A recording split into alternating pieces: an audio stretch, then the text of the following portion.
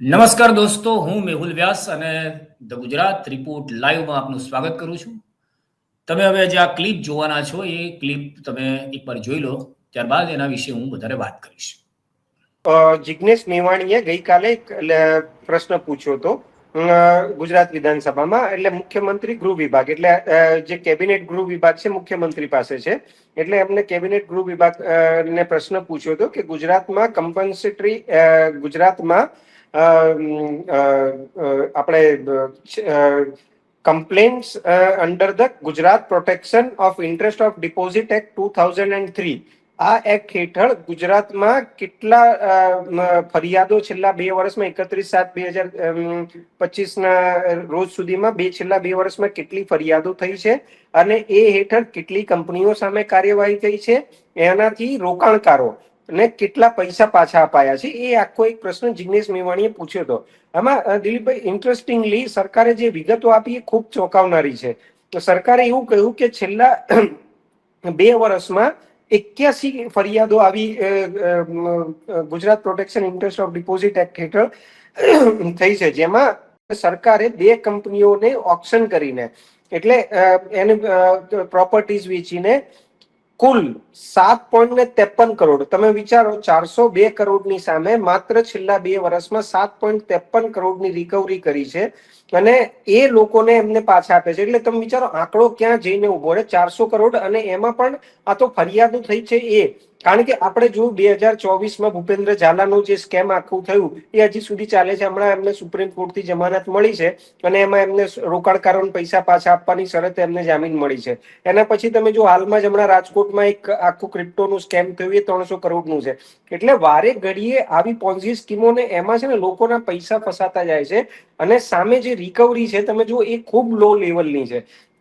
એટલે ક્યાંક જે આપણું વ્યવસ્થા તંત્ર છે, સરકાર છે, કે જે રિકવરીની પ્રક્રિયા છે ખૂબ ઓછી છે. તમે જો આ ઓફિશિયલ આંકડા છે, એમાં મારા તમારા કોઈના આંકડા નથી, સરકારે વિધાનસભાના ટેબલ પર મૂકેલા આંકડા છે. એટલે એ જ પોતે સ્વીકારે છે કે 81 આવી ફરિયાદો થઈ છે. સામે તમે જો છેલ્લા 2 વર્ષમાં માત્ર 400 કરોડની સામે 7 કરોડ રૂપિયા એ લોકો રિકવર કરી શક્યા છે. એટલે 392 કરોડ જેવી રકમ છેલ્લા 2 વર્ષમાં લોકોની ફસાયેલી પડી છે, એમાં બીજા કોઈની નથી. એમાં તમે માની લો કે કોકની બેન દીકરીના હશે, કોકના પરિવારના છે, કોકના લગ્ન માટે કોકના કે પરિવારે મૂકી રાખ્યા છે. એટલે આ ગરીબ લોકોના પૈસા, કારણ કે તમને ખ્યાલ છે કે આમાં કોઈ પૈસાદાર લોકો કે કોઈ મોટો વર્ગ આવી પોન્ઝી સ્કીમોમાં ફસાતું નથી. આમાં જે છે એ લોઅર મિડલ ક્લાસ અને જે ઓછું કમાનારો, નીચું કમાનારો, કે જે એવું કહી શકાય કે નોકરિયાત વર્ગ છે, એ મોટા ભાગે આવી બધી સ્કીમોમાં ફસાતો હોય છે. એમના 400 કરોડ રૂપિયા, એટલે દિલીપભાઈ વિચારો આ કેટલી મોટી વસ્તુ છે. અને આ મુદ્દો ખરેખર કે આજે કમ્પ્લીટલી સાયલન્ટ છે. મોટા ભાગના મીડિયામાંથી આ પ્રશ્નો ગાયબ છે, કારણ કે એમના જુદા જુદા કારણો પણ હોઈ શકે કે કોઈને લખવાની મજબૂરી, કોકને એવું નથી આપણે કહી શકતા કે કોઈને ધ્યાને નહીં આવ્યું હોય તો કદાચ એમને લખવા ના મળ્યું. એવા ઘણા બધા પ્રશ્નો તમને મને ખબર છે કે એ શું પ્રક્રિયા છે આખી, એટલે એ પ્રક્રિયામાં નહીં પડી. હા, પણ આ પ્રશ્નો છે ને ખરેખર ખૂબ ગંભીર છે, કારણ કે મધ્યમ વર્ગને રિલેટેડ છે. બીજી બાજુ આપણે કહી રહ્યા છીએ કે જે રોજગાર છે, એમ્પ્લોયમેન્ટ છે, એનો રેશિયો તમે જુઓ કે એકદમ સતત નીચો જઈ રહ્યો છે. યુવાનો બેરોજગાર થઈ રહ્યા છે. એક સરકારી નોકરી પર હજારો લોકોની એપ્લિકેશન આવી છે. એની સામે તમે 400 કરોડ રૂપિયા ફસાયેલા છે અને એની રિકવરીની પ્રક્રિયા તમે જુઓ કે કેટલી ધીમી છે. અને એ પણ ક્યારે બહાર આવ્યું કે જ્યારે એક ધારાસભ્ય વિધાનસભામાં પૂછે છે ત્યારે આપણને ખબર પડે છે કે ભાઈ આટલા પૈસા. અને એ પહેલાની પ્રક્રિયા જો પૂછવામાં આવે છેલ્લા 5 વર્ષ કે છેલ્લા 10 વર્ષના આંકડા જો માંગવામાં આવ્યા હોત તો કદાચ મને લાગે છે કે આંકડો ખૂબ વધી ગયો, કારણ કે એની પહેલાના આંકડામાં ઘણા બધા પ્રશ્નો ઊભા થયા હોત, વાત સાચી છે. એની પહેલાના આંકડાઓ જો હોત તો, અને એમનું હાજી વચ્ચેનો થોડો તમારો ઓડિયો જતો રહેતો વચ્ચે. યસ. અને તમે જુઓ કે એવું નથી કે એક આપણે ગુજરાતમાં એક સ્કેમ થાય ને પછી બંધ થઈ જાય, પછી કોઈ બીજું સ્કેમ નથી થતું. તમે જુઓ કે એક પછી એક સતત પ્રક્રિયા ચાલુ રહે છે. એટલે આ ફેલિયર દિલીપભાઈ કોનું ગણાય? આ સીધી રીતે હું માનું છું કે આ સરકારનું ફેલિયર છે, કારણ કે તમે ક્યાંક એવી સિસ્ટમ, હવે તમે જો ભૂપેન્દ્ર ઝાલા આટલા વર્ષથી સ્કીમ ચલાવી રહ્યો હતો, બરોબર, તો કોઈનું ધ્યાન કેમ ન પડ્યું? કેમ કોઈને ખ્યાલ નતો આવ્યું? અને આટલી બધી ગાડીઓ આટલા બધા અને એ લોકસભાના ઉમેદવાર તરીકે પણ જાહેર થયા હતા, ભાજપમાં હતા, ભાજપના નેતા હતા, ભાજપમાં રહ્યા હતા, ભાજપે ટિકિટ ના આપી એટલે એ ઉમેદવાર તરીકે પણ રહ્યા હતા. અપક્ષ ઉમેદવાર. એટલે તમે જુઓ કે આ આપણી ખુલ્લી આંખોની સામે સ્કેમ થાય છે. જ્યારે કોઈ એક ફરિયાદ કરે છે ને પછી તમે જુઓ કે આખો એક ફરિયાદોનો ઢગલો થઈ જાય છે. દિલીપસિંહજી આપણી સાથે રાજ પ્રજાપતિ વિધાનસભાથી સીધા જોડાઈ રહ્યા છે, તો એમની સાથે પણ વાત કરીએ. હા, એને કંઈક ટેકનિકલ પ્રોબ્લેમ છે.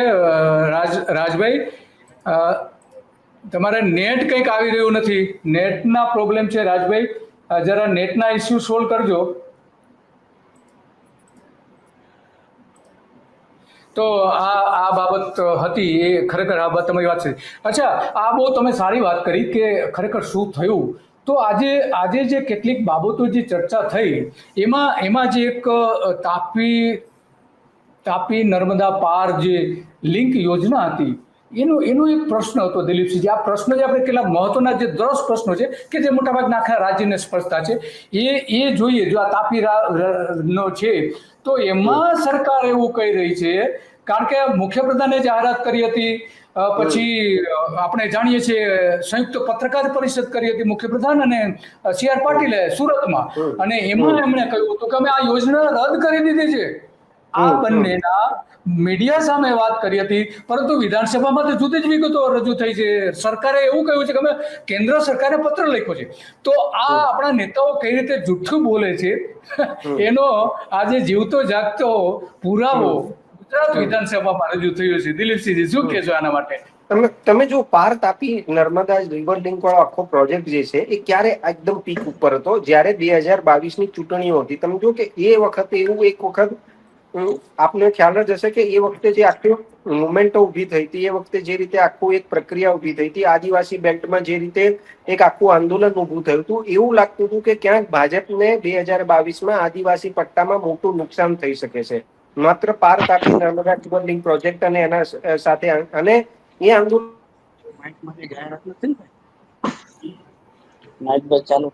રીતે એનો ફાયદો જે છે કોંગ્રેસને થવાનો હતો એવું લાગી રહ્યું. એ એન મુવમેન્ટ પર ત્યાં બંને પક્ષ એટલે કે મુખ્યપ્રધાન ભાજપના પ્રદેશ પ્રમુખ CR પાટીલ બધા જાહેરાત કરી કે ભાઈ અમે આ રદ કરી દીધો છે. એટલે તમે સમજો કે એક ક્યાંક વોટ બેંકનું પોલિટિક્સ, બીજું પ્રેશરની રાજનીતિ, એની અંદરમાં આ લોકો હવે એ કાગળ ઉપર કેટલી પ્રક્રિયા થઈ એ હવે ધીરે ધીરે બહાર આવી રહ્યું છે કે ભાઈ ખરેખર એ લોકોએ રદ કર્યો હતો કે નહીં. એનો તમે જો કે આ પહેલા ઓલો DPR વાળો એક આખો મુદ્દો ખૂબ ચાલ્યો, એના મુદ્દે પણ પાછી કેન્દ્ર સરકાર અને પછી રાજ્ય સરકાર અને ઇવન CR પાટીલ બધા તરફથી એ સ્પષ્ટતાઓ થઈ કે ભાઈ આ DPR નથી, આ છે તે છે. પણ વારે ઘડીએ સ્પષ્ટતાઓ કેમ કરવી પડે છે? આજે તમે જો વિધાનસભામાં પણ જે મુકાયો સીધો અને ક્લિયર કટ પ્રશ્ન હતો, એની સામેનો જવાબ તમે જોઈ લો કે એ આખી પ્રક્રિયા ક્યાંક જે છે એ ઓલી સ્પષ્ટતા નથી થતી. એ સ્પષ્ટતાના કારણે વારે ઘડીએ છે મને લાગે છે કે પ્રશ્નો ઉભા થઈ રહ્યા છે. અને આ જો તાપી પાર નર્મદા રિવર લિંક વાળો મુદ્દો હજી ચાલશે એટલું મને લાગે છે કે સરકારને વધારે પ્રેશર આવશે, સરકારને વધારે પ્રશ્નો પૂછાશે, સરકાર સામે સવાલો ઉભા થશે. અને જે એવું કહી શકે કે જે છેલ્લા હું માનું છું 10-15 વર્ષમાં કોંગ્રેસનો વોટ બેંક આદિવાસી આખો ટ્રાઇબલ પટ્ટો જે હતો તે ક્યાંક ખસીને જે ભાજપમાં આવ્યો હતો એ ક્યાંક નુકસાનમાં મને લાગે છે. તો જો તમને આ વિડીયો ગમ્યો હોય અને તમને આ વિડીયો પૂરો જોવાની ઈચ્છા હોય તો ધ ગુજરાત રિપોર્ટ આ અમારી મુખ્ય ચેનલ છે, એના લાઈવ સેક્શનમાં તમને આ વિડીયો જોવા મળશે, જેમાં સંપૂર્ણ ચર્ચા કરવામાં આવી છે. તમને કહી દઉં કે જે ધ ગુજરાત રિપોર્ટ લાઈવ છે એ અમારી એક બેકઅપ ચેનલ છે, જેના પર પણ અમને સારો પ્રતિસાદ મળી રહ્યો છે. એટલે ટૂંક સમયમાં આના પર નવા કાર્યક્રમો કરીશું.